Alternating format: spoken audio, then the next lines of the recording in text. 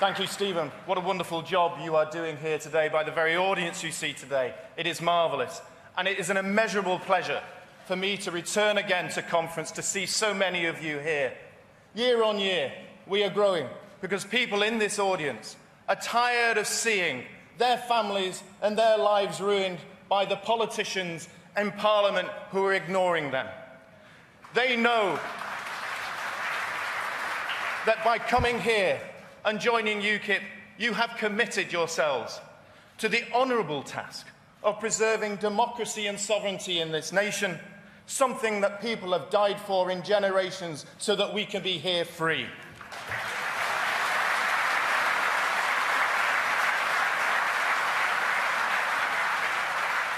You have committed yourselves for a brighter future and persuading the public there is a brighter future, not tied to a sclerotic, dying European Union, but in a confident, vibrant, bright Britain that trades with the rest of the world and embraces its opportunities and its people. Thank you for being part of the People's Army.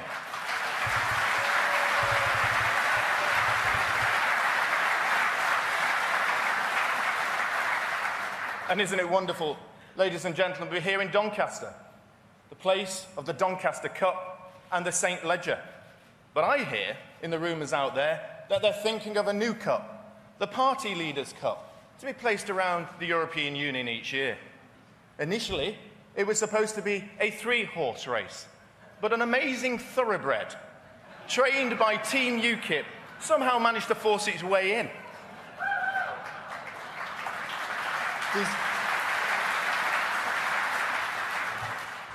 Hopefully we'll try and get to the end and you were still laughing. Disaster hit the Lib Dems when their horse, Calamity Clegg, withdrew, having lost its seat in many venues across the country.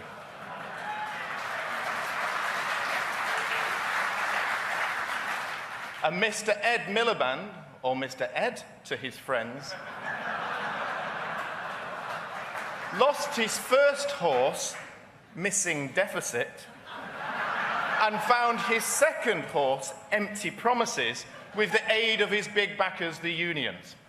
But they just couldn't keep up the pace. They lost the support of their core backers and eventually shrank into the distance. David Cameron's chosen steed, Get UKIP, lost his first choice rider in Clacton. I think he's here somewhere. They're still running around in circles trying to find out where they should be running. But the clear winner was Nigel Farage on People's Army, who led from the start, cleared all the obstacles, nasty as they were, stormed through in a historic first place, a real people's champion.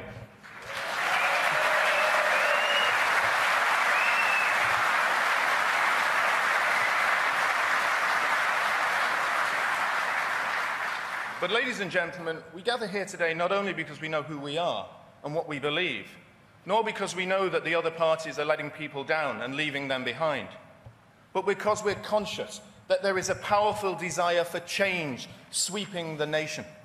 Because there is a real sense of anger up and down this land, that our democracy is in decline and that our freedoms are under threat. That whilst people make sacrifices, the political classes fail to understand those sacrifices. That for so many, the cost of living crisis is in fact a real crisis, a battle that they trying to ensure each day of how to live. It's not merely a soundbite to perpetuate a class war between two multi-millionaire parties. But yet, I understand and I feel that amongst this anger and frustration, there is a sense of hope, a sense of freedom. Dare I say it? For millions in this country are now aware through their families and friends, colleagues and workmates, that there is one political party listening, that there is a political movement that is made up of the same people as themselves, that it represents people from every background, from landscape gardener to landed gentry, from every part of this country, whether it's Western Wales to Eastern Anglia, And that is our United Kingdom Independence Party.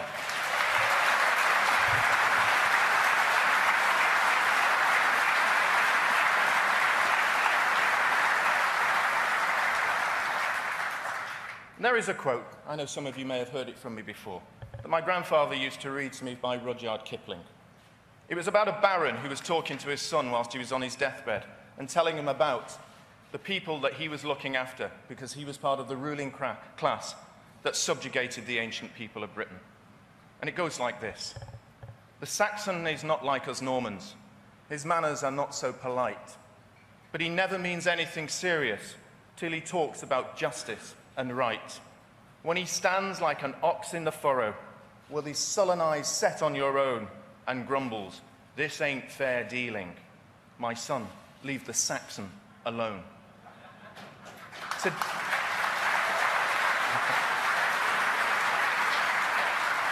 I got that same feeling every time he mentioned it to me, but today, in our great kingdom, the United Kingdom, it is no longer an island made up of Anglo-Saxons and Normans. It's a melting pot of 1,000 vibrant voices, of indigenous whites and indigenous blacks, of mixed races and mixed families, of Christians and Jews, of Hindus and Muslims, of secular and atheist. It is the most diverse, tolerant and modern nation on the planet, and UKIP embraces that.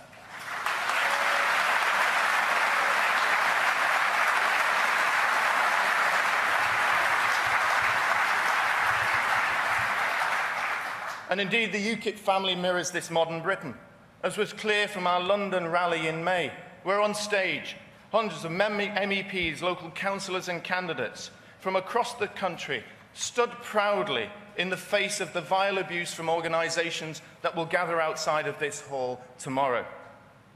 There, our stunning Pauline McQueen, who faced down taunts that she was a racist, reminded them that she was a black Jew and 60 years of age, knew what racism really was. There was Surinder Durock, who, despite being a proud British Asian, was called scum. I myself was called a coconut and a fake black, and actually that was amongst the nicest things they said about me. Winston, Amjad, Anish, Jihad, Solomon, George Constantinidis, Raz Chandran, many people that you see in this hall who come from Britain, India, Pakistan, Italy, and Poland, all have a common denominator. And the common denominator is they are proud to be British. They are proud to be UKIP, and I am proud of them.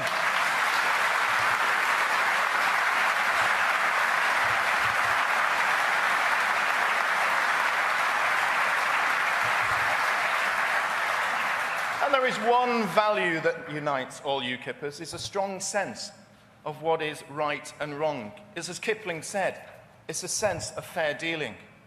And yet our governments and institutions have become so arrogant and indifferent to the day-to-day concerns of the people that they have lost this sense of what is right and what is wrong. Instead, as we've heard today, they arm themselves with a cultural intolerance that creates fear in decent people from discussing issues that matter to them, issues like immigration. If a voice was raised, cultural intolerance closed it down and debate was stopped for fear of being called racist. Do you remember Gordon Brown's callous remarks to that lovely lady Gillian Duffy in Rochdale when he called her a bigot simply because she asked why there were so many people coming to this country and putting people out of work? Well, Gillian, we say to you, you had every right to ask, and we will answer. It was Labour who opened the doors to mass unskilled migration. It was Labour who opened the doors to Eastern European countries simply to garner votes in those institutions of the European Union. It was Labour who opened the doors to 4 million people in the UK in a decade, and now millions of people in this country are suffering the wage stagnation and suppression that they brought into this country.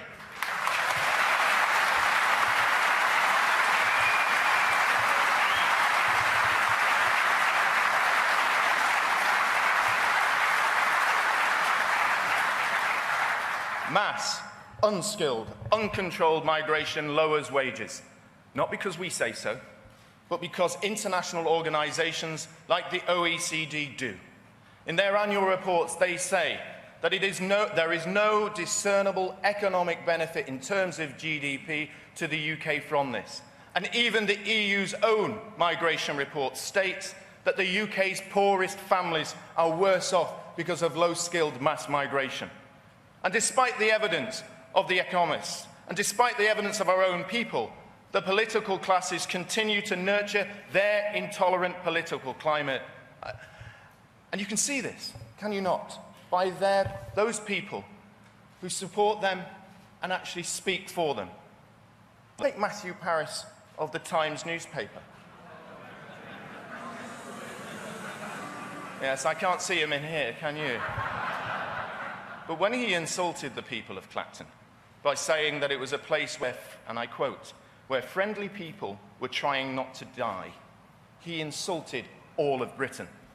For there is another country outside his narrow-mindedness and that of people like Brown. A country where families cannot afford to buy into the exclusive areas he resides to educate their children, but have to settle for the overcrowded ones instead. There is a country where your company doesn't pay Harley Street doctors to see you at an instance, but one where you have to hope to see a doctor at all. A country, as we've heard today, where if your daughters are poor, white, and living in a northern council estate, Paris is insulting cosmopolitan cultural intolerance led to 1,400 children being abused for fear of being called racist.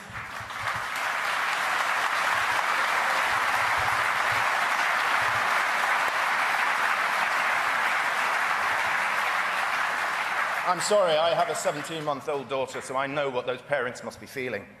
Because he thinks that the Conservative Party should ignore places like Clacton. Well, I can tell him something. The Conservative Party already have.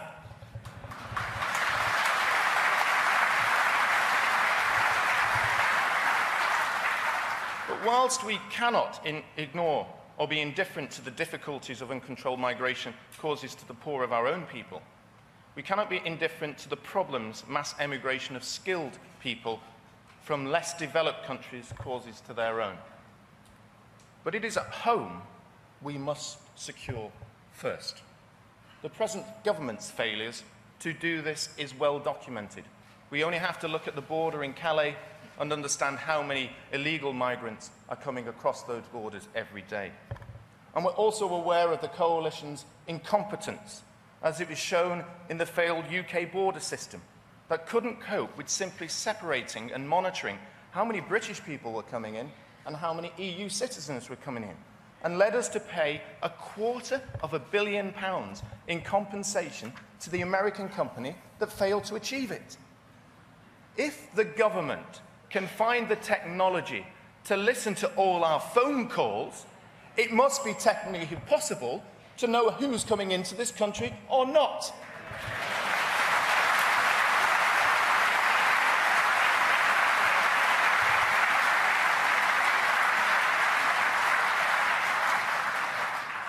Well, I would say UKIP will make this happen, and it would do so by a simple issue. We will introduce priority entry points at all UK borders. That's right, one line for British passport holders and one line for the rest of the world.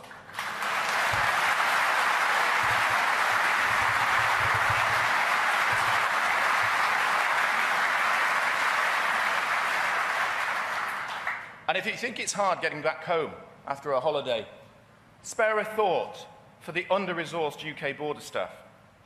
As Mike has mentioned, we hope to make an area of this very important for the soldiers that leave us. But they are the ones who have to spot and detain drug dealers and terrorists amongst the tens of millions of people who come to our countries each year. They are the visible protection and protectors of our nation.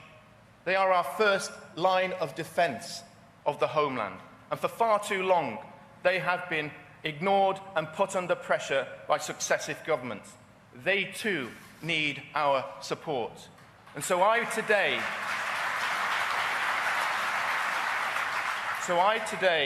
will announce that in UKIP's general election manifesto we will include a provision to increase frontline staff and search teams at UK border entry points by an extra 2,500.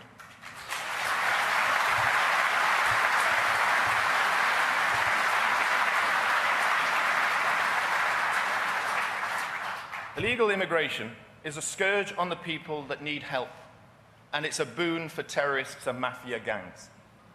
The UN estimates that each year, illegal traffickers make $15.5 billion in money, a small industry. And those illegal gains fund the terrorist groups that are fighting in Iraq and Boko Haram. It also helps see the tragedies that we see at Lampedusa and Tilbury docks. And I say, this can no longer go on. So today I can announce that UKIP will support the measures to abolish the provisions of the Dublin Treaty that says that we cannot choose to identify the country an illegal migrant comes from if they do not have any identifying documents. We will send you back.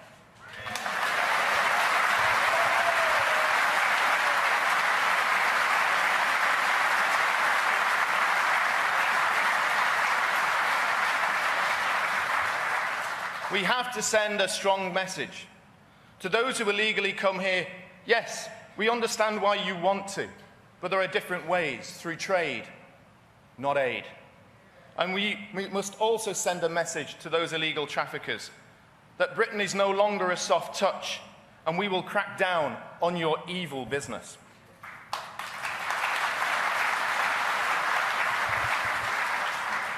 And once our entry points and borders are given the right protection, we need to turn to the status of those coming here. Tourists, qualified workers, and those given permanent right to reside. And like those who blindly support the current immigration system, we have a very simple premise. We want an ethical migration policy.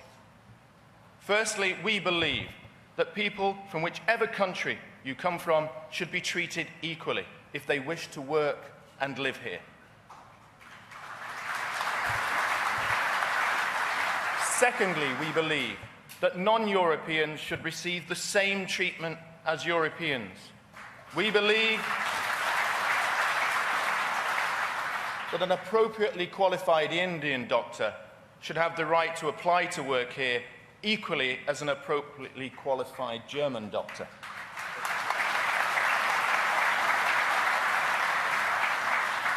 Thirdly, we cannot have a completely open-door immigration policy to the whole world. We need to have a selective and skills-based policy that balances the needs of economic growth and community cohesion. And so, within the points-based system, we will commit to bringing UK net employment migration down to 50,000 a year.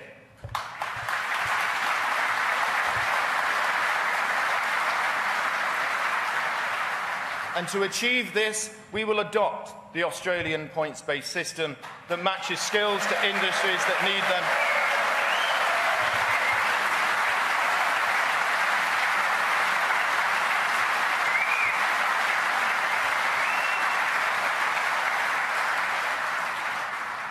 So to achieve that, we will need to make sure that we can match jobs to the industries that need them, but permit integration and settlement without overcrowding. And finally, to live here and be part of society, you need to integrate. Being able to speak English is essential. You cannot isolate yourself at home.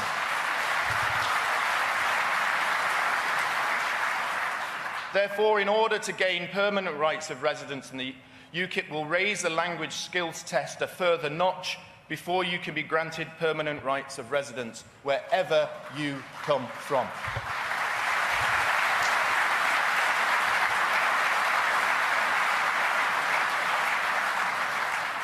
And ladies and gentlemen, whilst we talk about sensible rules for immigration, something has gone wrong in our national institutions that are not willing to prevent terrorists who behead innocent journalists from returning to Britain, but are willing to contemplate extraditing a young family seeking the best medical care for their child under the European arrest warrant.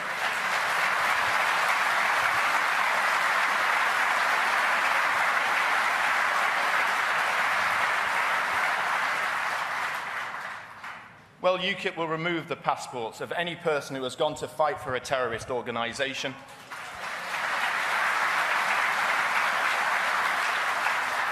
And anyone who came here and was granted and lucky enough to have such a passport and carry out terrorist activities, you will also lose it, because there are lots of people who want that passport.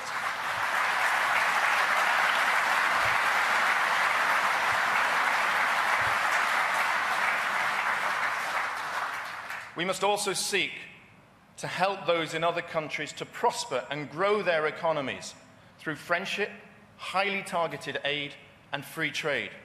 We must enter into free trade arrangements with countries in Africa and Asia and any other nation that wants to do so, even if the EU doesn't want us to or won't let us.